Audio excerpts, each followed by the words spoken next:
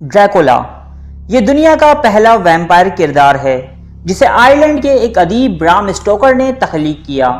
یہ کردار بھی موجودہ دور میں سپرمین اور بیٹ مین جتنا ہی مشہور ہے، مگر دوستو ڈریکولا اور سپرمین میں فرق صرف اتنا ہے کہ ڈریکولا صرف ایک خیالی کردار نہیں بلکہ یہ ایک حقیقت پر مبنی شخصیت ہے۔ یقین جانیے دوستو، حقیقی ڈریکولا فلموں اور کہانیوں میں دکھائے گئے ڈریکولا سے کہیں زیادہ شفاف اور بے رحم انسان تھا۔ مورخین کے مطابق یہ روئے زمین پر تقریباً 1,00,000 انسانوں کی موت کا سبب بنا۔ اس کردار کا حقیقی نام ولاد سوم یعنی ولاد 3 ہے۔ یہ کردار 1431 میں ولاچیا یعنی موجودہ رومانیہ میں پیدا ہوا۔ اب آتے ہیں اس سوال کی طرف کہ اسے ڈریکولا کیوں کہا جاتا ہے۔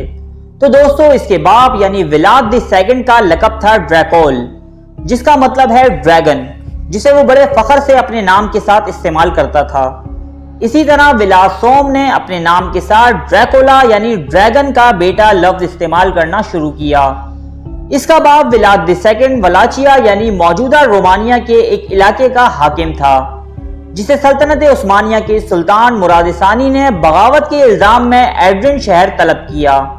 اسے دوبارہ ولاچیا کے حکمران کے عہدے پر فائز تو کر دیا گیا، مگر اس کے 2 بیٹے جن میں ایک کا نام ولاد سوم اور دوسرے کا نام رادو تھا، ترکی میں ہی روک لیے گئے۔ اس کا مقصد ولاچیا کے نئے حکمرانوں کو تعلیم و تربیت دینا تھا، سو یہاں ان کی تربیت کا عمل شروع ہو گیا۔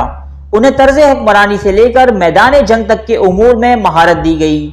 کچھ مورخین کے مطابق سلطان محمد فاتح اور ڈریکولا نے ایک ساتھ ہی اپنی تربیت مکمل کی۔ چھوٹے بھائی رادو پر اپنے مسلمان استادوں اور دوستوں کی صحبت کا ایسا اثر ہوا کہ وہ مسلمان ہو گیا، جبکہ ولاد سوم یعنی ڈریکولا اپنے دین پر ہی قائم رہا۔ ان کے باپ یعنی ولاد II پر قریبی ریاست ٹرانسلوینیا کے حکمران جان ہونیاڈی نے زور ڈالنا شروع کیا کہ وہ سلطنت عثمانیہ کے خلاف کی جانے والی فوجی کارروائی میں ان کا حصے دار بنے، لیکن ڈریکول کے دونوں بیٹے اس وقت ترکی میں ہی موجود تھے۔ وہ کیسے سلطنت عثمانیہ کے خلاف بغاوت کر سکتا تھا؟ اس لیے جان ہونیاڈی نے ولاد II کے کزن کو اپنے ساتھ ملا کر ولاچیا پر حملہ کر دیا اور ولاد II یعنی ڈریکولا کے باپ کو قتل کر دیا گیا۔ اس کے بعد سلطنت عثمانیہ نے ولاد سوم یعنی ڈریکولا کو عثمانی فوجوں کے ہمراہ ٹرانسلوینیا روانہ کیا، جہاں اس نے اپنے چچا اور اپنے باپ کے قاتل جان ہونیاڈی کو شکست دی اور خود ٹرانسلوینیا اور ولاچیا کا بادشاہ بن گیا۔ بادشاہ بننے کے بعد اس نے ٹرانسلوینیا کے ان لوگوں کی سرکوبی کی کہ جو اس کے دشمنوں کی مدد کرتے رہے تھے۔ یہاں اس نے ظلم و بربریت کی وہ داستانیں رقم کی کہ جنہیں یاد کر کے انسان کانپ جاتا ہے۔ یہاں وہ ولاد دی امپیلر کے نام سے مشہور ہوا۔ امپیل کا مطلب ہے کسی جاندار کو سیخ میں پرونا۔ یہ لوگوں کو مار کر نیزے میں پرو دیا کرتا۔ اسے لوگوں کو تکلیفیں دینے میں بہت زیادہ مزہ آتا تھا۔ یہ تکلیفیں ایسی ہیں دوستوں کہ انہیں یہاں بیان نہ ہی کیا جائے تو بہتر ہے۔ بس اتنا کہوں گا کہ یہ اپنے دوستوں کے خون میں روٹی ڈبو کر کھانے سے بھی کتراتا نہیں تھا۔ اس نے اپنے دور حکومت میں اپنی جنگی صلاحیت میں اضافہ کیا اور ملک میں خوب جنگی قلعے بنوائے، کیونکہ وہ ہنگری کی حکومت کے ساتھ مل کر سلطنت عثمانیہ کے ساتھ زور آزمائی کے خواب دیکھنے لگا تھا۔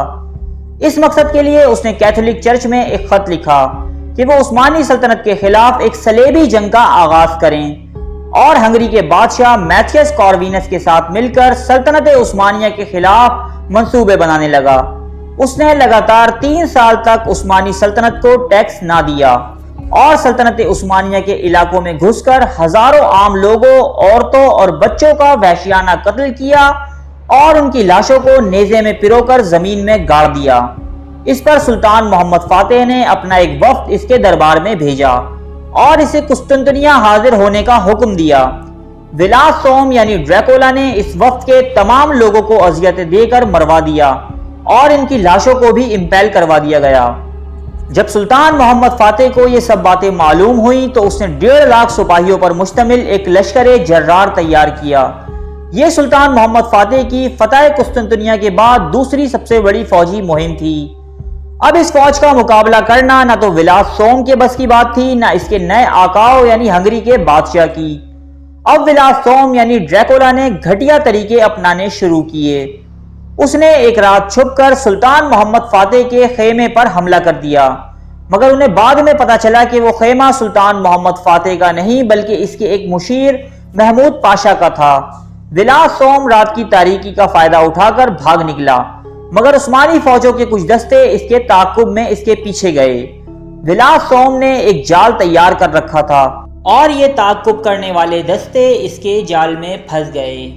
جب سلطان محمد فاتح اپنی باقی فوج کے ساتھ ایک جنگل میں داخل ہوا تو اس نے ایک نہایت ہی بھیانک منظر دیکھا۔ قسطنطنیہ جیسے عظیم شہر کو فتح کرنے والی فوج بھی یہ منظر دیکھ کر کانپ اٹھی۔ ڈریکولا نے ان کے ساتھیوں کی لاشوں سے اس جنگل کو بھر دیا تھا۔ اس نے ہر درخت میں ایک سپاہی کو پیرو دیا تھا۔ اب سلطان محمد فاتح ولاد سوم کی چال سمجھ چکا تھا۔ اس نے ایک نئی حکمت عملی تیار کی اور ڈریکولا کے چھوٹے بھائی رادو کو آگے کر کے ولاچیا اور ٹرانسلوینیا کے بااثر لوگوں کو اپنی طرف کرنا شروع کیا۔ اس میں سلطان کو بہت زیادہ کامیابی ملی۔ اس حکمت عملی سے ڈریکولا کا اس علاقے میں چھپنا محال ہو گیا۔ مجبوراً اسے اپنے ساتھیوں سمیت ہنگری میں پناہ لینی پڑی اور رادو کو ٹرانسلوینیا کا بادشاہ بنا دیا گیا۔ ہنگری کے بادشاہ نے ولاد سوم کے ساتھ وہی سلوک کیا جو تاریخ میں ہر غدار کے ساتھ کیا جاتا ہے۔ اس نے ڈریکولا کو قید کر دیا کیونکہ وہ اس کی براہ راست مدد کر کے سلطنت عثمانیہ سے جنگ مول لینا نہیں چاہتا تھا۔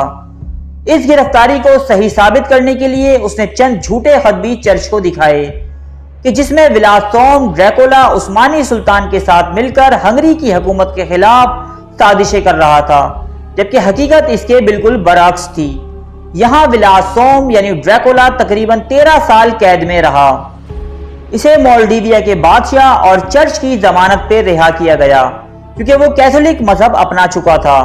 اس نے مقامی بادشاہوں کی مدد سے اپنا تخت دوبارہ حاصل کر لیا، مگر چند ہی مہینے بعد سلطنت عثمانیہ نے پھر سے اس کے خلاف ایک فوجی مہم بھیجی اور اس مرتبہ اسے قتل کر کے اس کا سر قسطنطنیہ روانہ کر دیا گیا۔